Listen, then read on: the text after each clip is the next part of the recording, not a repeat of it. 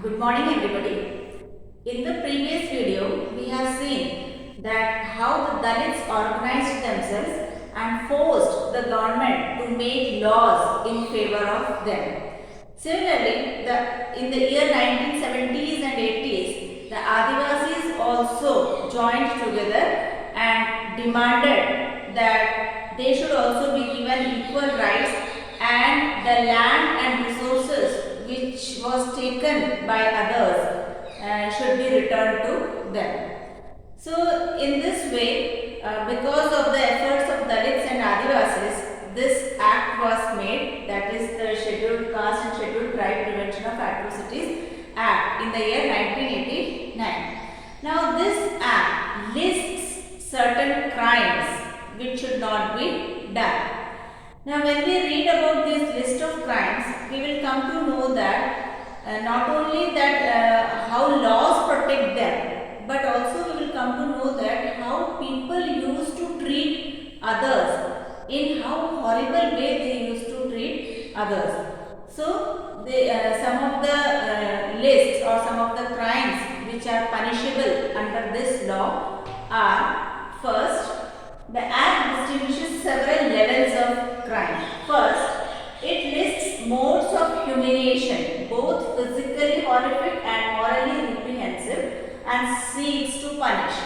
That means against the Dalits and Adivasi people, there were many modes of humiliation. That means they were insulted in so many ways, they were humiliated in so many ways. So this act mentions all the ways in which they were humiliated, and this act punishes those who will humiliate these Adivasis or Dalits in this way.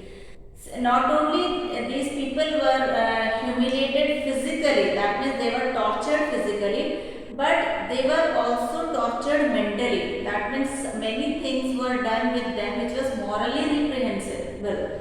That means morally which is incorrect. Such things were also done to them. Not only they were physically beaten up or physically horrific, but morally also, which is not good, that things were done by the other caste people. So, which are the types of physical or mental or morally reprehensible things were done to them? So, few examples are given. Like one is, nobody can force any member of scheduled caste or scheduled tribe to drink or eat any inedible or obnoxious substance. That means you cannot force any Adivasi or any Dalit to eat anything which is not worthy of eating, or you cannot ask him or her to drink anything which is not worthy of drinking. Like for example, in many of the areas it is seen that the Dalits and Adivasis were forced to drink urine. So that is actually inedible substance, or that is morally reprehensible. So such acts were committed against them. So this act was made to protect them from such crimes. Then second, forcibly remove clothes from the person of SC or ST or parades them, him or her, naked or with painted face or body, or commits any similar act which is derogatory to human dignity. So it is often observed that in Dalits and Adivasi areas, the upper caste people, they remove the clothes of these people and they paint their face black if they have done any crime or if they do anything which is not liked by the upper caste people. So such people are painted black or with any other color, and they without dress they are asked to roam around the village so that the others can see them, and this will be a lesson to others. But this type of things is actually morally reprehensible also, and this creates a mental agony to those people who are treated in such a way. So, and this is against the human dignity. Everybody has the right to be respected. So, if such disrespectful things are done with the people, so naturally such things should be punished.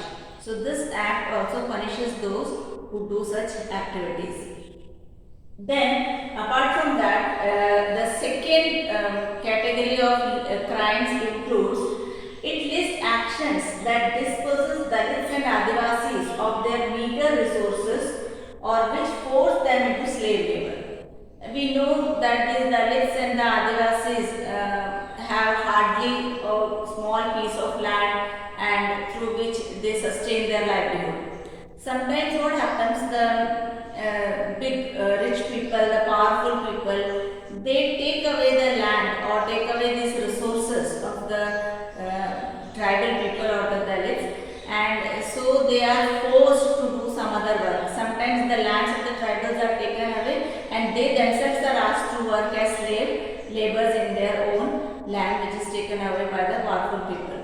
So such things should not be done, and if it is done it will be punishable under this law. So thus this act sets out to punish anyone who wrongfully occupies or cultivates any land owned by or allotted to a member of SC or ST or gets the land allotted to him transferred.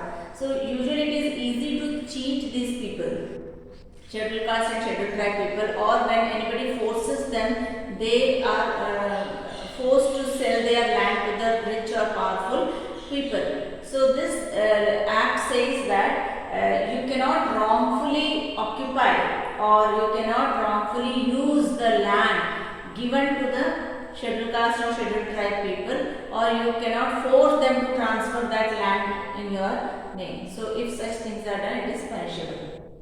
Then apart from this, the third category of crimes include against Dalit or Adivasi women, Dalit or tribal women. So no act should be done to any Adivasi or tribal women which will dishonor her. That means which is against her dignity. So sometimes they are physically assaulted, so or uses force to dishonor her. So such things should not be done to women also, and this is also punishable under law.